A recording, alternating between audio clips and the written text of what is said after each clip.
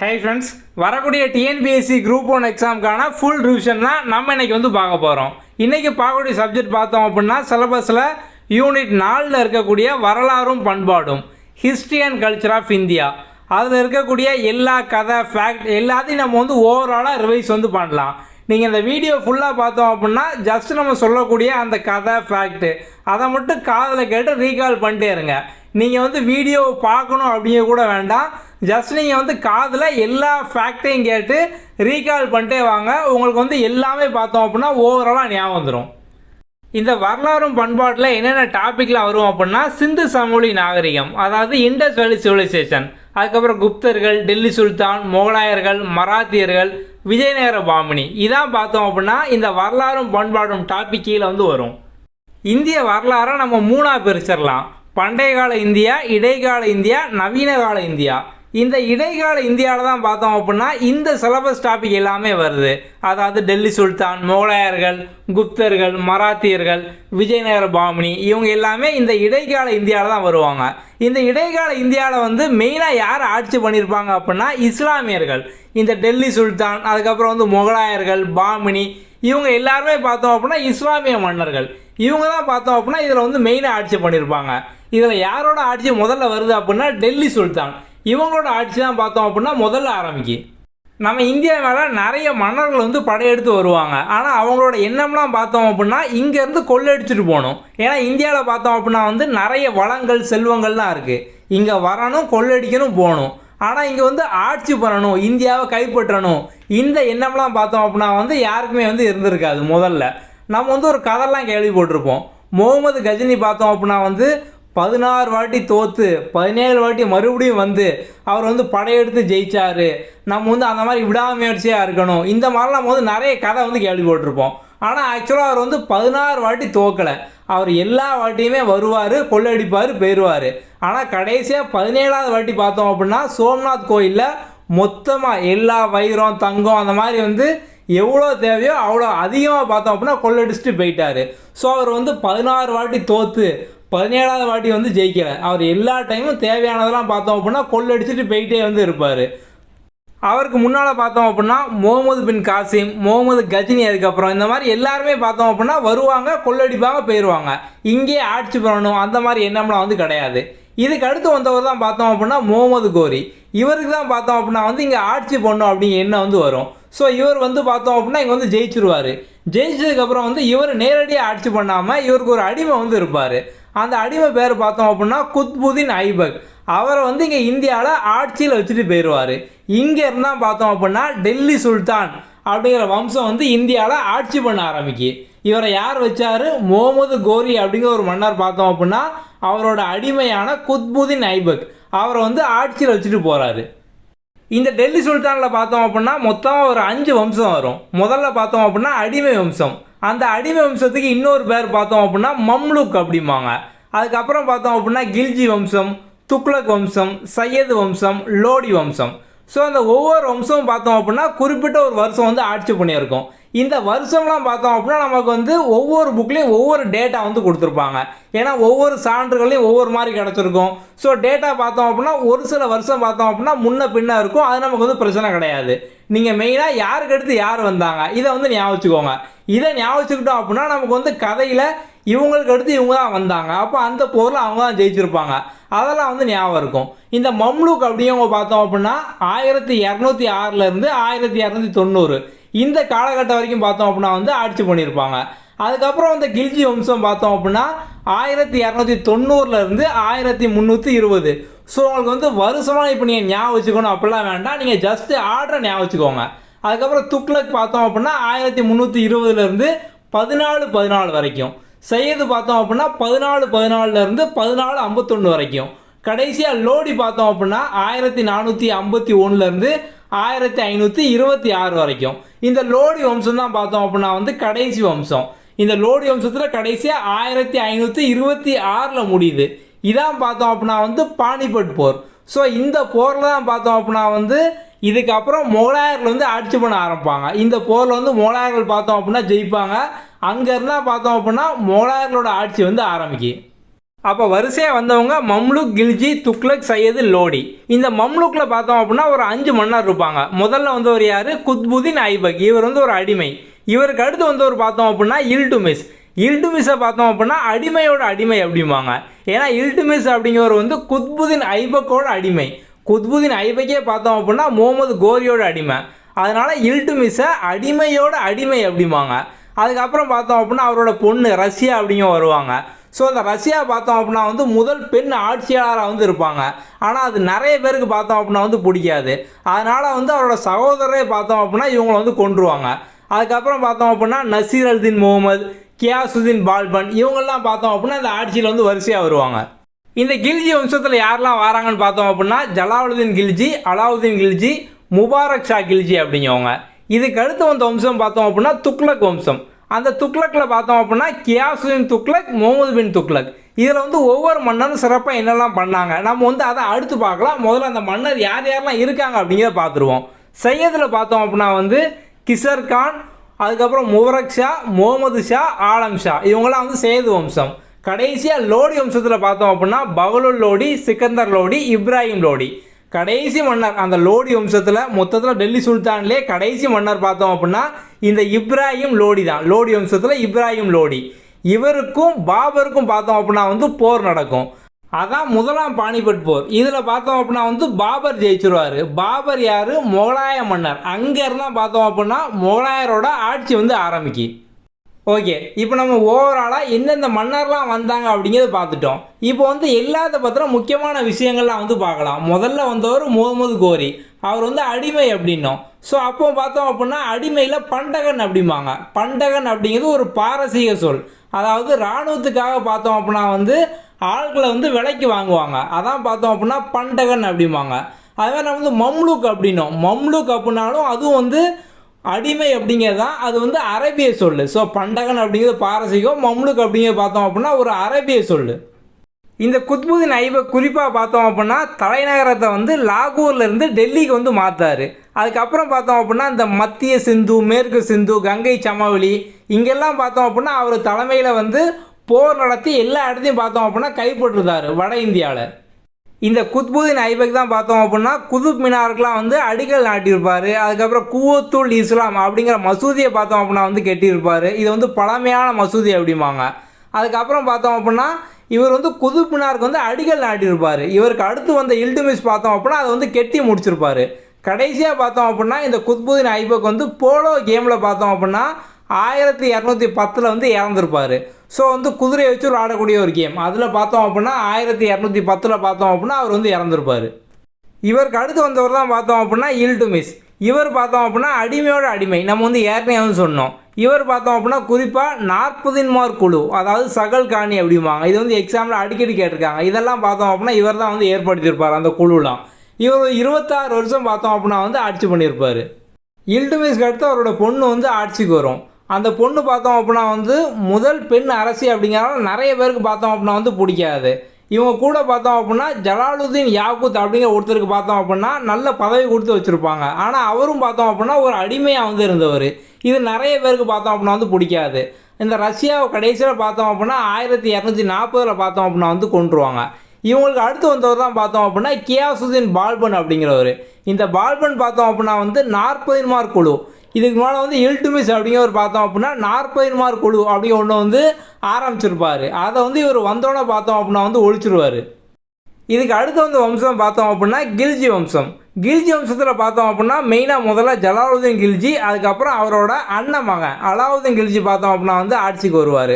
அவர் பார்த்தோம் அப்படின்னா வந்து நிறைய படையெடுப்பு, தேவகிரி, அதுக்கப்புறம் தேவகிரி யாதவ அரசர் ராமச்சந்திரன் அவங்கெல்லாம் பார்த்தோம் அப்படின்னா தோக்கடிப்பார்.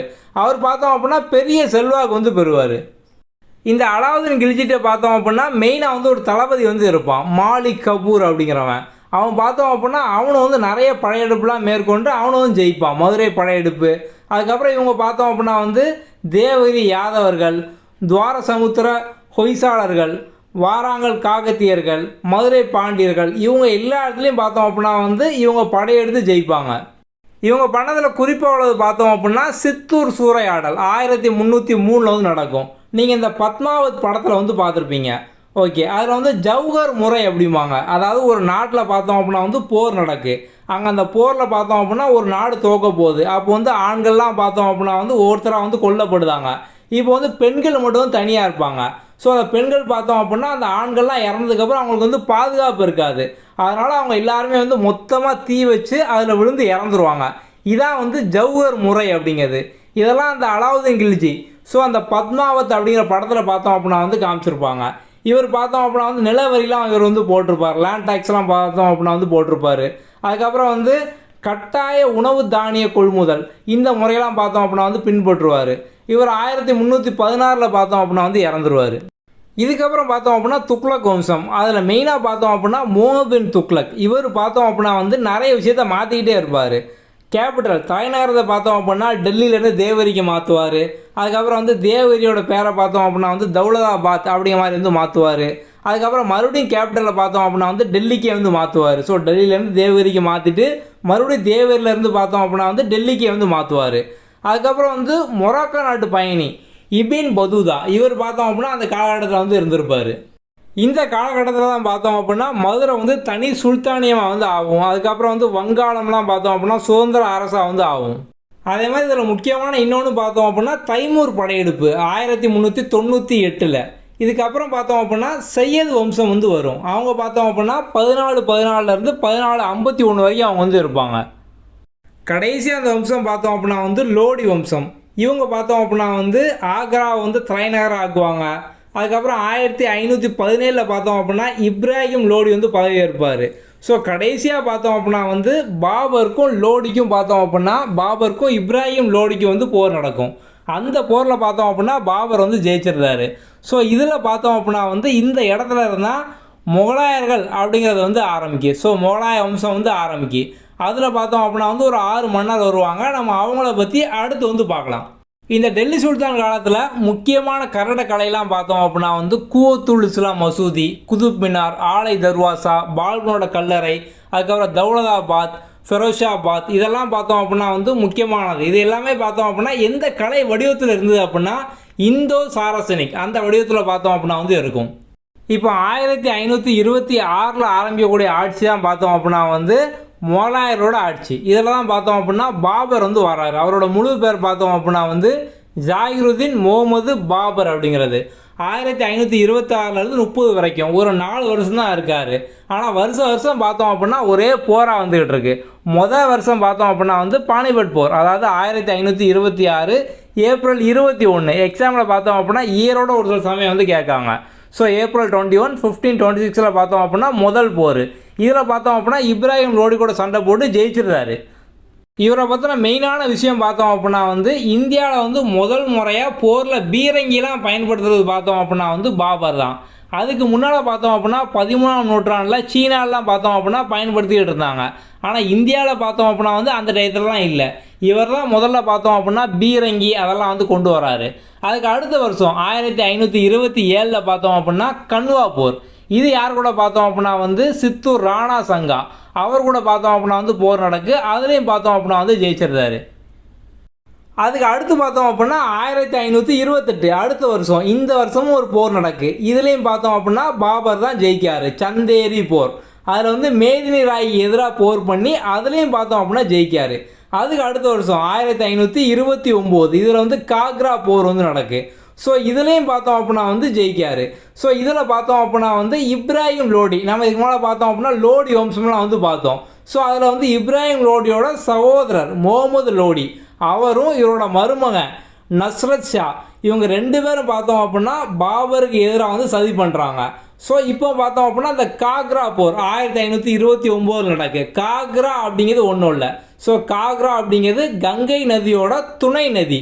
ஸோ அந்த ஆற்றில் காக்ரா ஆற்றில் பார்த்தோம் அப்படின்னா ஒரு போர் நடக்கு. அதுலேயும் பார்த்தோம் அப்படின்னா பாபர் வந்து ஜெயிச்சிருந்தாரு. ஸோ பாபர் ஒரு 4 வருஷம் தான் ஆட்சி பண்ணுறாரு. முதல்ல பார்த்தோம் அப்படின்னா முதலாம் பானிபட் போர் அதில் ஜெயிச்சு வராரு 1526. வந்த அடுத்த வருஷம் பார்த்தோம் அப்படின்னா கன்வா போர், அது 1527. அதுக்கு அடுத்த வருஷம் பார்த்தோம் அப்படின்னா சந்தேரி போர் 1528. அதுக்கு அடுத்த வருஷம் காக்ரா போர் 1529. இதெல்லாம் மேட்ச் ஆஃப் ஃபாலோயிங்கில் பார்த்தோம் அப்படின்னா டிஎன்பிசி எக்ஸாமில் வந்து அடிக்கடி கேட்டிருக்காங்க. இதுக்கு அடுத்த வருஷம் 1530 பார்த்தோம் அப்படின்னா பாபர் வந்து இறந்துடுறாரு. பாபரோட வாழ்க்கை வரலாறு பார்த்தோம் அப்படின்னா துசுக்கி பாபுரி, அதாவது பாபர் நாமா அப்படிங்கிற மாதிரி பார்த்தோம் அப்படின்னா இலக்கியமாக வந்து இருக்குது. பாபருக்கு அடுத்து வந்தவர் பார்த்தோம் அப்படின்னா வந்து ஹுமாயூன். இவரோட ஆட்சி காலம் பார்த்தோம் அப்படின்னா 1530 1556 வரைக்கும். ஸோ வந்து இவரோட ஆட்சி காலத்தில் ஒரு 15 வருஷம் பார்த்தோம் அப்படின்னா இவர் ஆட்சி பண்ண மாட்டார். ஷெர்ஷா வம்சம், சூர் வம்சம் அப்படிம்பாங்க. ஸோ அவங்களோட ஆட்சியாக வந்து நடக்கும். ஹுமாயூன் பார்த்தோம் அப்படின்னா தௌரா அப்படிங்கிற இடத்துல பார்த்தோம் அப்படின்னா ஆப்கானியரை வந்து தோக்கடிப்பார். சுனார் கோட்டையை பார்த்தோம் அப்படின்னா வந்து முற்றுகையிடுவார்.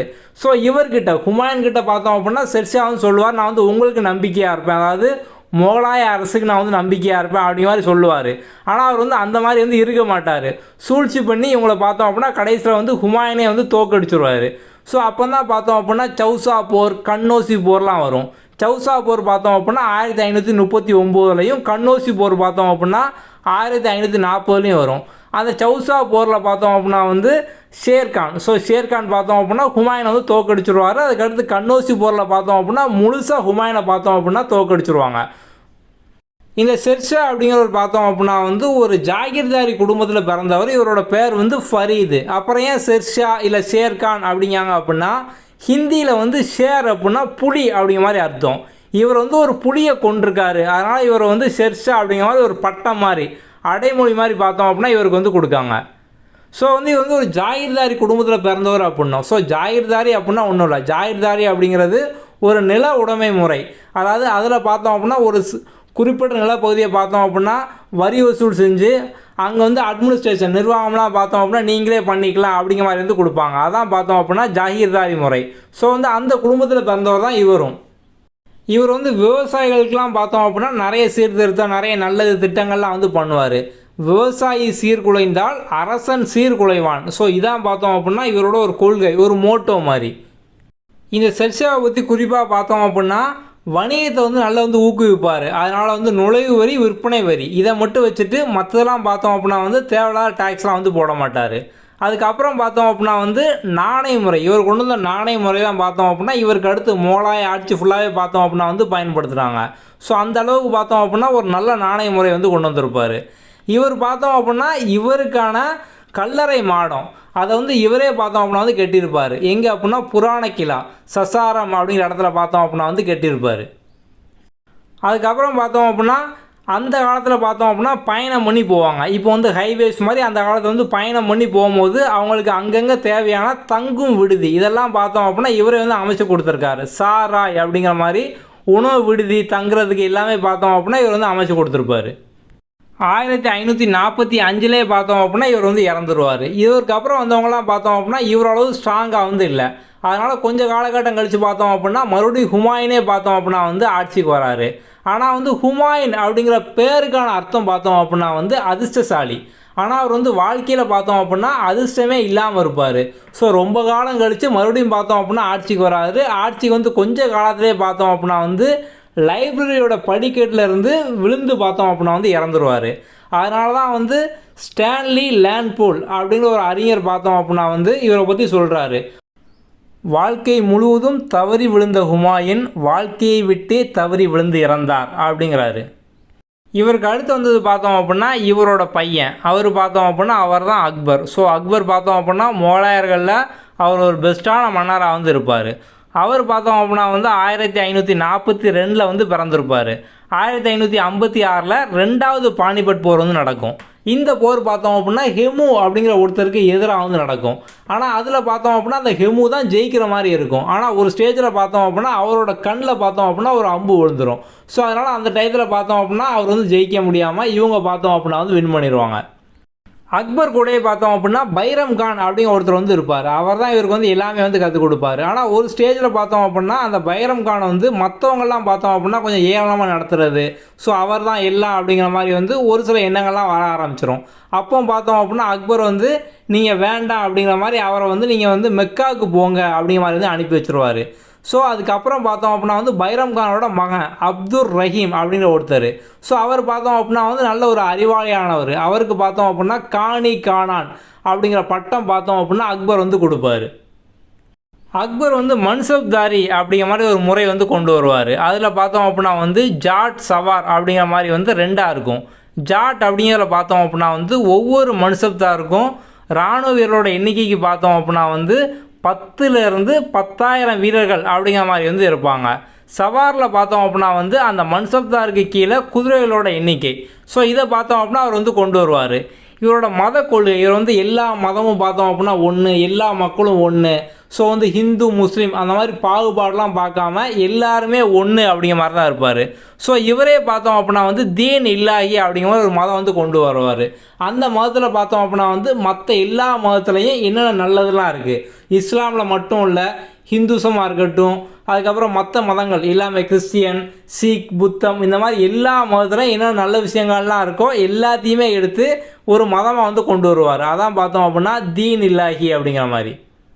அக்பருக்கு அடுத்து வந்தவர் பார்த்தோம் அப்படின்னா வந்து ஜஹாங்கீர் அப்படிங்கிறவர். ஸோ ஜஹாங்கீரோட பேர் பார்த்தோம் அப்படின்னா சலீம். அதான் வந்து நூருதீன் ஜஹாங்கீர் அப்படிங்கிற பட்டப்பேரோட நம்ம வந்து சொல்கிறோம் ஜஹாங்கீர் அப்படிங்கிற மாதிரி.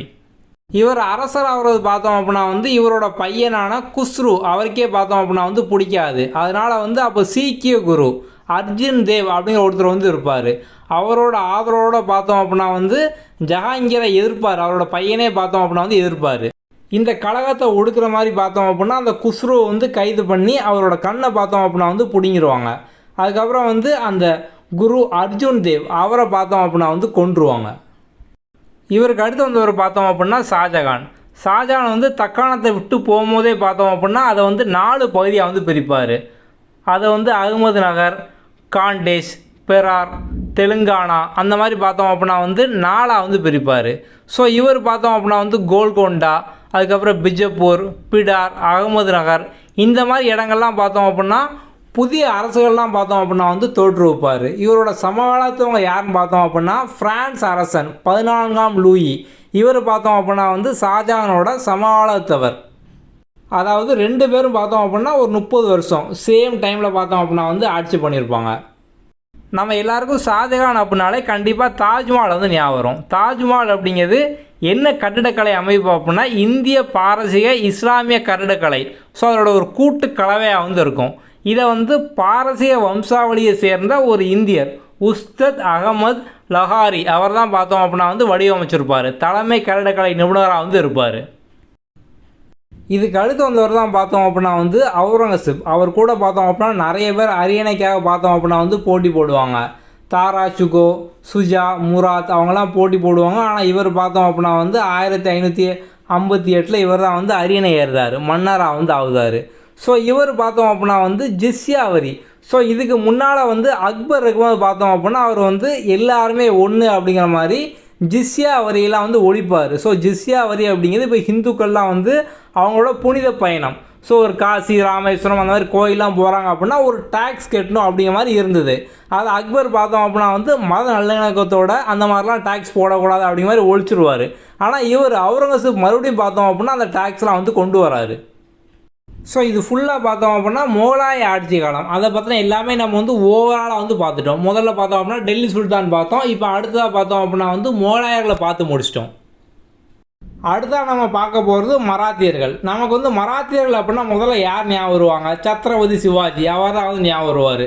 இந்த சிவாஜி அப்படிங்கிறவர் பார்த்தோம் அப்படின்னா நம்ம வந்து இதுக்கு முன்னால் மோகலாயர்கள் வந்து பார்த்தோம். அந்த மோகலாயர்களில் பார்த்தோம் அப்படின்னா அவுரங்கசீப் வந்து வருவார். அவர் காலகட்டத்தில் வரதான் பார்த்தோம் அப்படின்னா இந்த சிவாஜியும். இந்த மராத்தியர்கள் அப்படிங்க பார்த்தோம் அப்படின்னா வந்து மகாராஷ்டிரா, தக்காணம், டெக்கான் அந்த பகுதியில் பார்த்தோம் அப்படின்னா வந்து வாழ்வாங்க. இவங்களோட போர் முறை பார்த்தோம் அப்படின்னா வந்து கொரில்லா வார்ஃபேர், கொரில்லா போர் முறை அப்படிம்பாங்க. அதாவது இவங்க வாழக்கூடிய பகுதியெல்லாம் பார்த்தோம் அப்படின்னா மலைகள் அந்த மாதிரிலாம் வந்து இருக்கும். அங்கே பார்த்தோம் அப்படின்னா அங்கங்கே மறைஞ்சிருந்து தாக்கக்கூடியது. இதை தான் வந்து கொரில்லா வார்ஃபேர் அப்படிங்காங்க. சிவாஜி பார்த்தோம் அப்படின்னா 1627 வந்து ஜின்னார் அப்படிங்கிற இடத்துல சிவ்னேர் அப்படிங்கிற பகுதியில் பார்த்தோம் அப்படின்னா வந்து பிறந்திருப்பார். இவங்களோட அப்பா வந்து சாஜி போன்ஸ்லே, அம்மா வந்து ஜீஜாபாய். ஸோ அவங்களோட குழந்தை தான் பார்த்தோம் அப்படின்னா வந்து சிவாஜி.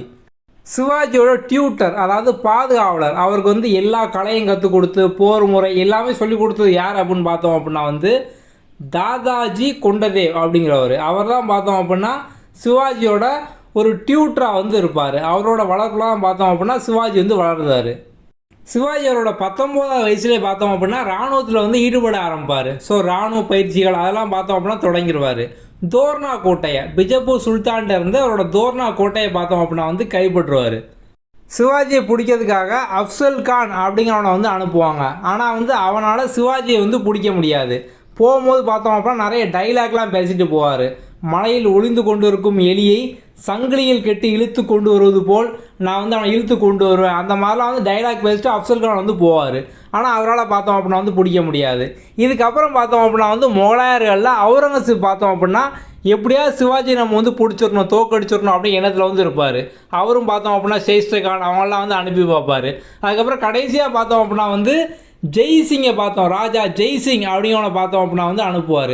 ஸோ அவர் போய் பார்த்தோம் அப்படின்னா வந்து சிவாஜியை பிடிச்சிருவார். அங்கே தான் பார்த்தோம் அப்படின்னா ஒரு ஒப்பந்தம் வந்து போடுவாங்க. அதாவது ஒப்பந்தம் அப்படிங்கிறது பார்த்தோம் அப்படின்னா இப்போ வந்து ஒருத்தர் தோக்கடிச்சிட்டார் அப்படின்னா அந்த டயத்தில் வந்து போரை நிப்பாட்டிட்டோ இல்லை வந்து நீங்கள் ஜெயிச்சிட்டீங்க, அதனால் வந்து உங்களுக்கு நான் வந்து இந்த பகுதியெலாம் நான் வந்து எழுதி கொடுத்துட்றேன், இல்லை வந்து நான் இதெல்லாம் வந்து விட்டு கொடுத்துட்றேன், இந்த இடம் என்ன வந்து உங்களுக்கு, என் நாடு உங்களுக்கு, இல்லை இந்த பகுதி உங்களுக்கு, இந்த மாதிரி வந்து ஒரு சில ஒப்பந்தம்லாம் போடுவாங்க. ஸோ இந்த மாதிரி ஒரு ஒப்பந்தம் தான் பார்த்தோம் அப்படின்னா ராஜா ஜெய்சிங்கும் சிவாஜி வந்து போடுதாங்க. இதை தான் வந்து புரந்தர் உடன்படிக்கை, ட்ரீட்டி ஆஃப் புரந்தர் அப்படிம்பாங்க 1665. நம்ம சிவாஜி வந்து சத்ரபதி சிவாஜி அப்படிமோ 1674 பார்த்தோம் அப்படின்னா அவருக்கு சத்ரபதி, அதாவது சுப்ரீம் கிங் அப்படிம்பாங்க. அப்படிங்கிற மாதிரி பட்டத்தை பார்த்தோம் அப்படின்னா வந்து சூட்டிக்கிடுறாரு. அடுத்ததான் நம்ம ஒரு சில ஃபேக்ட்டுக்கான ஷார்ட்கட் வந்து பார்க்கலாம். சிவாஜி காலத்தில் பார்த்தோம் அப்படின்னா அஷ்டபிரதான் அப்படிம்பாங்க. அஷ்டபிரதான் அப்படின்னா வந்து ஒரு 8 அமைச்சர்கள் வந்து இருப்பாங்க. ஸோ அவங்கள தான் அஷ்டபிரதான் அப்படிம்பாங்க. இதை வந்து எக்ஸாமில் அடிக்கடி கேட்டிருக்காங்க. இதுக்கான ஷார்ட்கட் நம்ம வந்து பார்க்கலாம். முதல்ல பார்த்தோம் அப்படின்னா வந்து நியாயதீஷ். நியாயதீஷ் அப்படின்னா வந்து சீஃப் ஜஸ்டிஸ், தலைமை நீதிபதி அப்படிம்பாங்க. ஸோ எப்படி ஞாபகம் அப்படின்னா நியாயதீஷ் தலைமை நீதிபதி. ஸோ நீதிபதி அப்படின்னாலே நியாயம் வழங்குவாங்க அப்படி தானே. அப்போ நியாயதீஷ் தலைமை நீதிபதி சிம்பிளாக ஞாபகம். அடுத்தது பார்த்தோம் அப்படின்னா சுமந்த் இல்லா துபீர். ஸோ இது யார் அப்படின்னா ஃபாரின் மினிஸ்டர், வெளியுறவுத்துறை அமைச்சர்.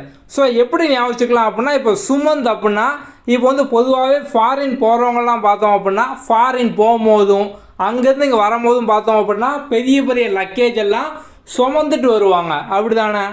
இன்னொரு பேர் இருக்குது துபீர். அதை எப்படி ஞாபகம் அப்படின்னு பார்த்தோம் அப்படின்னா இப்போ வந்து ஃபாரின் போகிறாங்க அப்படின்னால அங்கே வந்து நிறைய சம்பளம் கிடைக்கும். அதுக்கப்புறம் நம்மளோட பொண்டாட்டி பிள்ளைங்க எல்லாருமே பார்த்தோம் அப்படின்னா சந்தோஷமாக இருப்பாங்க, ஃபேமிலி சந்தோஷமாக இருக்கணும் அப்படிங்கிற மாதிரி குபீர்னு சிரிப்பு வரும், சந்தோஷம் வரும் அப்படி தானே. குபீர் துபீர். ஸோ நீங்கள் ஈஸியாக வந்து ஞாபகம். அடுத்தது பார்த்தோம் அப்படின்னா அமித்யா இல்லை மஜூம்தார் அப்படின்னா ஃபினான்ஸ் மினிஸ்டர், நிதி அமைச்சர். இதை எப்படி ஞாபகம் அப்படின்னா நம்ம எல்லாருக்குமே அமித்யா அப்படின்னாலே அமித்யா சென் தான் ஞாபகம் வருவார். ஸோ அவர் வந்து எக்கனாமிக்ஸில் பார்த்தோம் அப்படின்னா வந்து நோபல் பரிசு வந்து வாங்கினார். ஸோ நம்ம அதை வச்சு எக்கனாமிக்ஸ் பொருளாதாரம் அப்படின்னா நிதி அமைச்சர். அப்போ இங்கே அமித்யாவும் பார்த்தோம் அப்படின்னா ஃபினான்ஸ் சம்மந்தப்பட்டது, நிதி அமைச்சர். அதை வச்சு நம்ம வந்து ஞாபகம். இன்னொரு பேர் மஜூம்தார் அப்படிங்கிற மாதிரி இருக்குது. ஓகே. ஸோ ஒருத்தன் வந்து ரொம்ப பணக்காரனாக இருக்கான், நிறைய காசு சம்பாதிச்சிட்டான் அப்படின்னா மச்சக்காரன் அப்படிமோ. ஸோ வந்து மச்சக்காரன் மஜூம்தார். ஸோ நீங்கள் வந்து ஈஸியாக எல்லாத்தையுமே வந்து லிங்க் பண்ணிக்கலாம். அடுத்தது பார்த்தோம் அப்படின்னா சேனாபதி எல்லாம் சாரி நௌபத் அப்படிம்பாங்க. அப்படின்னா தலைமை தளபதி. ஸோ நம்ம வந்து சேனாதிபதி படத்தெல்லாம் வந்து பார்த்துருப்போம். பழைய படங்கள்லாம் பார்த்தோம் அப்படின்னா இவர் வந்து என்னோடய தளபதி இல்லை என்னோடய சேனாதிபதி அப்படிம்பாங்க. ஸோ நம்ம வந்து அதை வச்சு ஞாபகம். அடுத்தது பார்த்தோம் அப்படின்னா வாக்கிய நாவிஸ் அப்படின்னா உள்துறை அமைச்சர். ஸோ வந்து இன்டீரியர் மினிஸ்டர். இது எப்படி ஞாபகம் அப்படின்னா நம்மளோட வாக்கு நல்லா இருந்தால் தான் நம்மளோட உள்ளமும் நல்லாயிருக்கும். ஸோ இப்போ நம்ம வந்து நம்ம நல்ல வார்த்தையை பேசுகிறோம், நம்ம கொடுத்த வாக்கு கரெக்டாக இருக்குது அப்படின்னா நம்மளோட மனசு உள்ளமும் பார்த்தோம் அப்படின்னா கரெக்டாக இருக்கும். அப்போ வாக்கிய நாவிஸ் உள்துறை அமைச்சர், அவ்வளோதான். அடுத்தது பார்த்தோம் அப்படின்னா வந்து பண்டிட் ராவ் அப்படின்னா தலைமை அர்ச்சகர். ஸோ நம்ம வந்து கோயிலெலாம் பார்த்தோம் அப்படின்னா பண்டிதர் அப்படிம்பாங்க. ஸோ வந்து பிராமின்ஸை பண்டிதர்கள் அப்படிம்பாங்க. ஸோ அதே பேர் தான் பண்டிட் ராவ் தலைமை அர்ச்சகர். ஈஸியாக ஞாபகம்.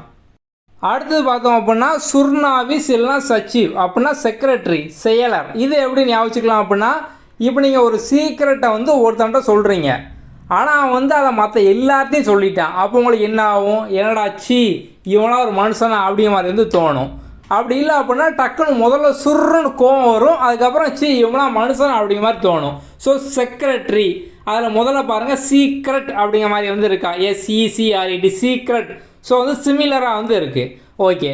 அப்போ சீக்ரெட்டை ஒருத்தன் வெளியே சொன்னான் அப்படின்னா என்ன சி அப்படிங்கிற மாதிரி தோணும். அப்போ சச்சீவ். ஸோ நீங்கள் வந்து அதை 2-3 வாட்டி சொல்லி பாருங்கள், உங்களுக்கு வந்து கண்டிப்பாக லிங்க் ஆகும். அதுக்கப்புறம் பார்த்தோம் அப்படின்னா சுர்ருன்னு கோவம் வரும், சுர்னு ஆஃபீஸ், அவ்வளோதான். அதுக்கப்புறம் பார்த்தோம் அப்படின்னா வந்து பந்த் பிரதான் இல்லை பேஷ்வா, பிரைம் மினிஸ்டர், பிரதம அமைச்சர். இதை எப்படி ஞாபகம் அப்படின்னா நம்ம வந்து இப்போ பிரதான் மந்திரி ஸ்கீம் அப்படிலாம் சொல்லுவோம் அப்படின்னா பிரைம் மினிஸ்டர், அப்போ பிரதான் அப்படின்னா பிரைம் மினிஸ்டர், அதை வச்சு நம்ம வந்து ஞாபகம். பந்த் பிரதான், பிரதான் அப்படின்னா பிரைம் மினிஸ்டர், அவ்வளோ சிம்பிள். அடுத்தது ஒரு சில வெளிநாட்டு பயணிகள்லாம் பார்த்தோம் அப்படின்னா வந்து இந்தியாவுக்கு வந்திருப்பாங்க, அவங்கள பற்றி நம்ம வந்து பார்க்கலாம். இதெல்லாம் வந்து அடிக்கடி மேட்ச் ஆஃப் ஃபாலோயிங்கில் வந்து கேட்பாங்க. இப்போ இபின் படூடா, அவர் வந்து மொரக்கோ நாட்டை சார்ந்தவர். எப்படி ஞாபகம் அப்படின்னா ஒரு சில பேர் பாட்டு பாடினாங்க அப்படின்னா நம்ம அவங்கள பார்த்து முறைக்கிற மாதிரி அவ்வளோ கேவலமாக வந்து இருக்கும். ஸோ பாட்டு பாடினாங்க அப்படின்னா முறைக்கிற மாதிரி. இபின் படூடா, பாட்டு, BATTU, பாட்டு அப்படிங்கிற மாதிரி இருக்குது. ஸோ பாட்டு பாடினாங்க அப்படின்னா முறைக்கிற மாதிரி இருக்கும். இதுக்கப்புறம் பார்த்தோம் அப்படின்னா அப்துல் ரசாக், பெர்சியா. ஸோ இந்த வயசானவங்கள்லாம் பார்த்தோம் அப்படின்னா தாத்தா பாட்டி. ஸோ அவங்கெல்லாம் பார்த்தோம் அப்படின்னா நம்மளை வந்து ஐயா ராசா, எப்போ வந்த, நல்லா இருக்கி, அந்த மாதிரி தான் பேசுவாங்க. ஸோ அப்போது அப்துல் ரசாக், ராசா அப்படிங்கிற மாதிரி இருக்குது. ஸோ பெர்சியா அப்படிங்கிறது பெருசு. ஸோ இப்போ வந்து வயசானவங்க அப்படின்னா பெரியவங்க, பெருசு. ஸோ அப்போ பெருசெல்லாம் பார்த்தோம் அப்படின்னா ராசா அப்படிங்கிற மாதிரி தான் நம்ம வந்து கூப்பிடுவாங்க.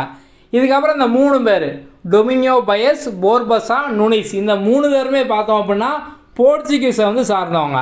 அதுக்கப்புறம் வந்து நிக்கிடின் பார்த்தோம் அப்படின்னா ரஷ்யா நாட்டுக்காரங்க. எப்படி ஞாபகம், நம்ம வந்து இப்போ ருசியாக ஒரு பொருள் இருக்குது, ஒரு சாப்பாடு இருக்குது அப்படின்னா நம்ம வந்து நக்கி நக்கி சாப்பிடுவோம். ஸோ அப்போ நிக்கிடின் நக்கி, ஸோ ஒரே மாதிரி தான் இருக்குது, நிக்கிடின் நக்கி.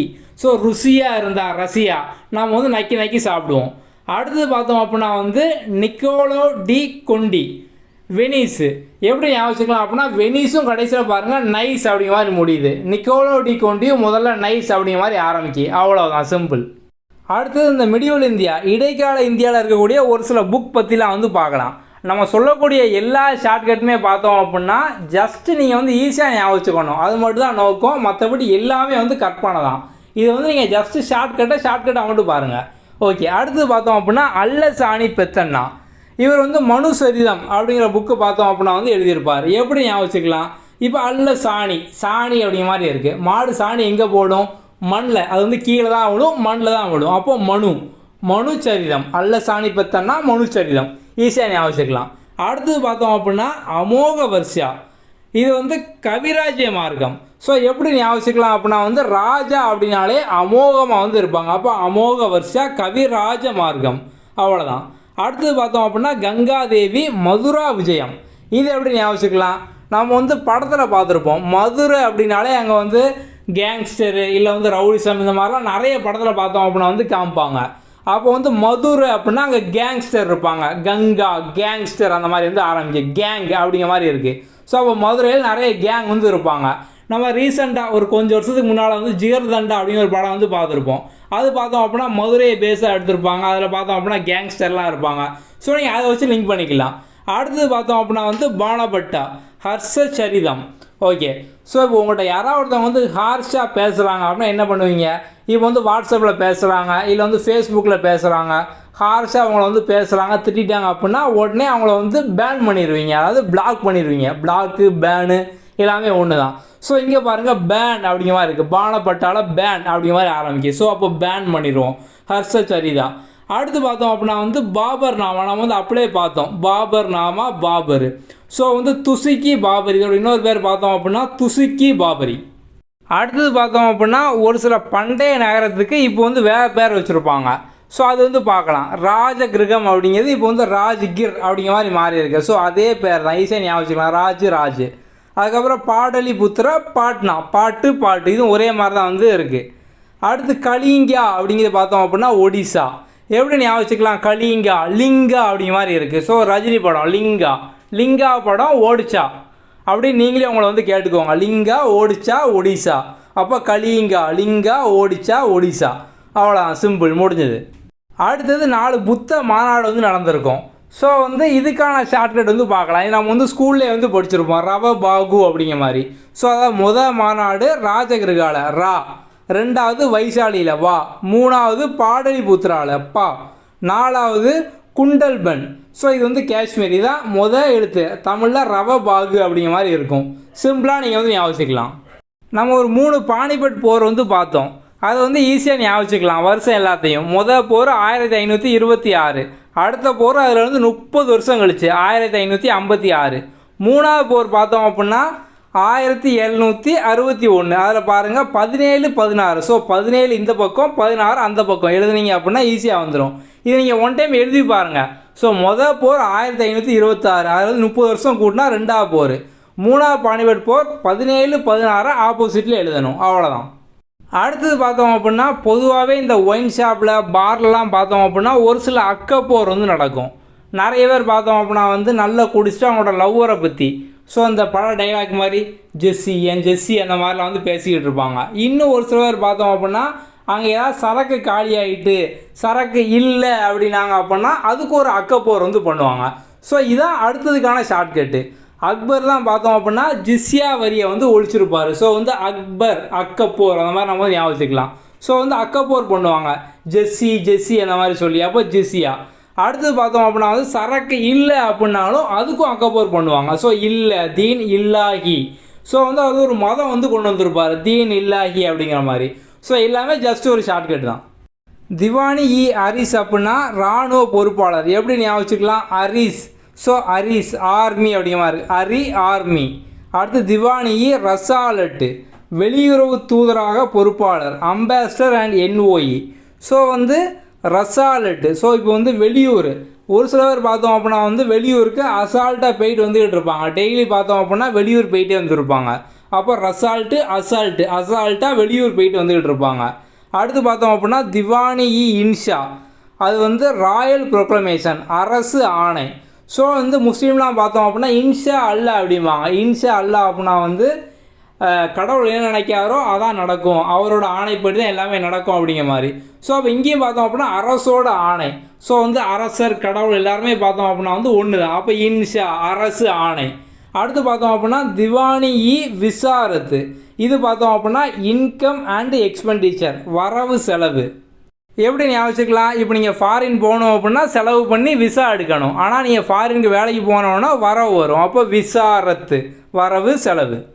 ஓகே, நம்ம இந்த வீடியோவில் பார்த்தோம் அப்படின்னா வந்து இந்த சப்ஜெக்டில் ஹிஸ்ட்ரி அண்ட் கல்ச்சர், வரலாறும் பண்பாடில் பாதிக்கு மேலே பார்த்தோம் அப்படின்னா வந்து நம்ம டீட்டெயிலாக கதையும் ரிவைஸ் பண்ணிட்டோம், ஷார்ட்கட் வந்து பார்த்துட்டோம்.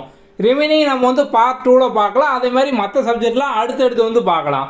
நீங்கள் டிஎன்பிஎஸ்சி எக்ஸாமுக்கு டீட்டெயிலாக வந்து எல்லா கதை, எல்லா கான்செப்ட் எல்லாத்தையும் சிம்பிளாக படிக்கணும் அப்படின்னா டிஎன்பிஎஸ்சி எக்ஸாமுக்கான இம்பார்ட்டன்ட் 99 டாபிக் நம்ம கீழே டிஸ்கிரிப்ஷனில் வந்து கொடுத்துருக்கோம். அது ஃபுல்லாக பார்த்தோம் அப்படின்னா உங்களுக்கு வந்து கதையாகவும் இருக்கும், கான்செப்டாகவும் இருக்கும், ஷார்ட்கட்டாகவும் இருக்கும். இப்போ ஹிஸ்ட்ரி அதெல்லாம் பார்த்தோம் அப்படின்னா கதையாக சொல்லியிருப்போம். எக்கனாமிக்ஸ் பாலிட்டிலாம் பார்த்தோம் அப்படின்னா வந்து கான்செப்டாகவும் சொல்லியிருப்போம். கீழே டிஸ்கிரிப்ஷனில் இருக்கக்கூடிய 99 லிங்கும் பார்த்தோம் அப்படின்னா எக்ஸாம் பாயிண்ட் ஆஃப் வியூவில் மோஸ்ட் இம்பார்ட்டன்ட். அது ஃபுல்லாக வந்து ரிவைஸ் பண்ணுங்கள். குரூப் 1க்கு மட்டும் இல்லை, நீங்கள் டிஎன்பிஎஸ்சியில் எந்த ஒரு எக்ஸாம் படிச்சிங்க அப்படின்னாலும் இந்த 99 டாப்பிக்கும் கண்டிப்பாக வந்து இருக்கும். ஓகே, நம்ம அடுத்தடுத்த வீடியோவில் பார்ப்போம். தேங்க்யூ.